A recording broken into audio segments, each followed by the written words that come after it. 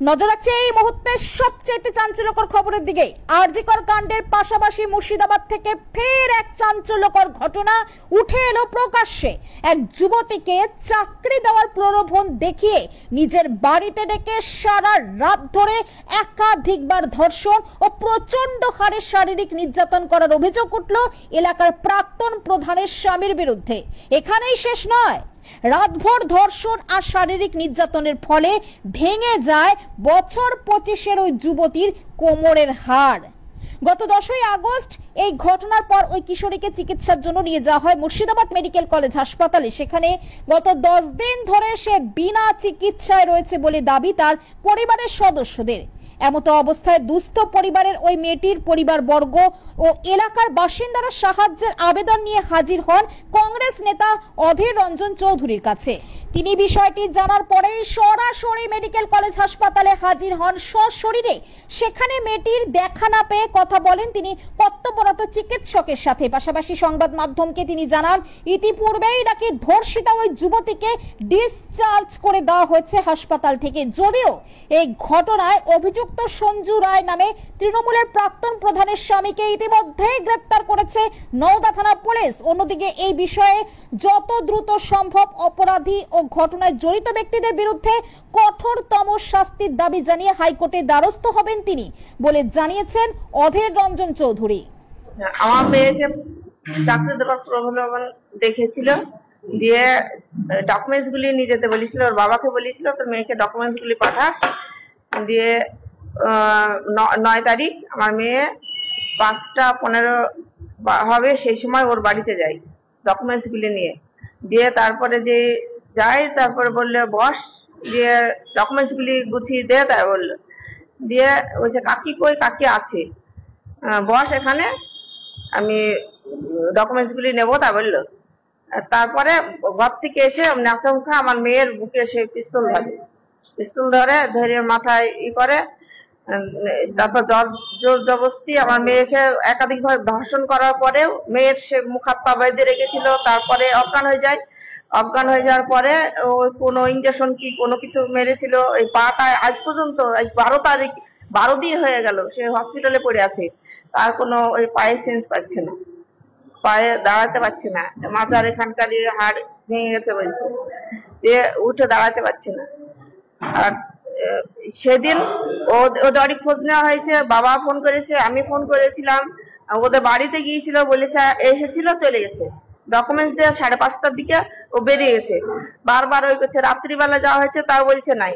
সারা রাত্রি ধরে কোনো খোঁজ পাওয়া গেল না। মেয়ে তো জ্ঞান ছিল না, সকালবেলাতে একটু জ্ঞান হওয়াতে আমাকে ফোনটা করে যে যেভাবে হোক আমাকে এখান থেকে বাঁচাও, আমি অমুক জায়গায় আটকে আছি, অমুক বাড়িতে, কাকুর বাড়িতে।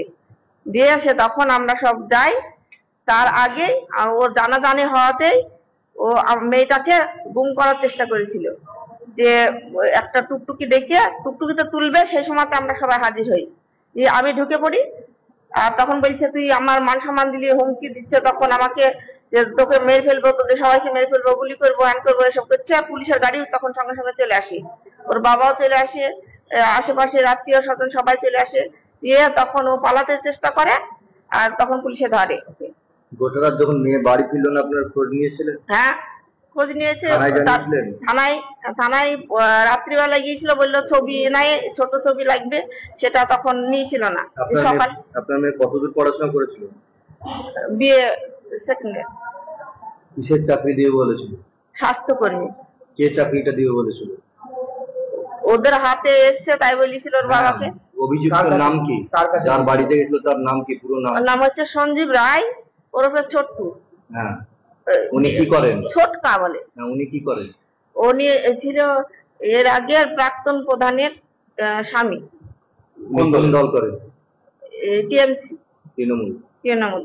উনার স্ত্রী ছিল এর আগের প্রধান? হ্যাঁ। উনি প্রধান না। নাম কি ছিল স্ত্রীর নাম? রিঙ্কি রায়। কোন অঞ্চল ওটা জানেন? নওদা।